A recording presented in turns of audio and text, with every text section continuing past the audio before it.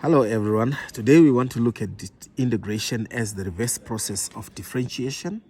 So if you're going to start with y, if you differentiate here, you're going to end up with dy over dx. All right, and if you're going to integrate dy over dx, you're going to end up with y. So one is the reverse process of the other. Right, so basically if you integrate, say, dy over dx, this will give you y. If you integrate, say, the second derivative, d squared y dx squared, this is going to give you dy over dx. All right, so we want to look at questions which involve this technique here. So our main questions are where you are given dy dx. So you are given dy dx, and you're given a point on the curve, and you want to find the equation of the curve. So basically you're doing the reverse process of that. So we're going to start dy dx equal 3x squared minus 6x plus 2. We are going to integrate both sides because we know if we integrate dy dx, we are going to get y. So we're going to integrate both sides. If you integrate dy dx, you get y. If you integrate here, remember, you're going to get 3x, you add 1 here, that's going to be 3 over 3 minus 6. I add 1 here, remember if there's nothing, it means there's 1. So this is 6x squared over 2 plus, if there is no x here, it means it's like x to the power 0. So this is just going to be 2x. Do not forget the constant of integration. So importantly, the constant of integration. Right, now let's try to tidy this up. So you would have the 3's crossing out, x cubed minus, this is 3x squared plus 2x plus c.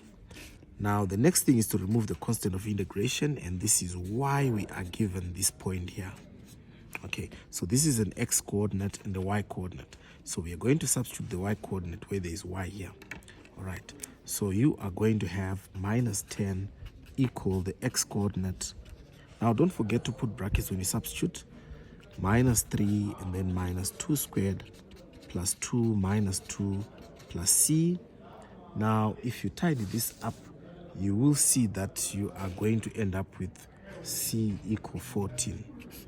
Therefore our equation is going to be, you come back here, x cubed minus 3x squared plus 2x plus 14. So this is our equation of the curve.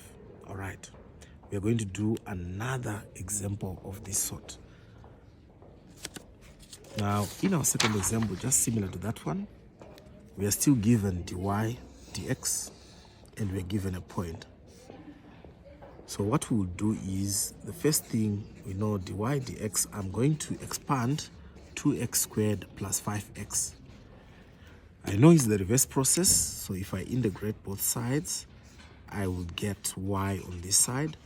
I will get 2x cubed over 3 plus 5x squared over 2 plus c.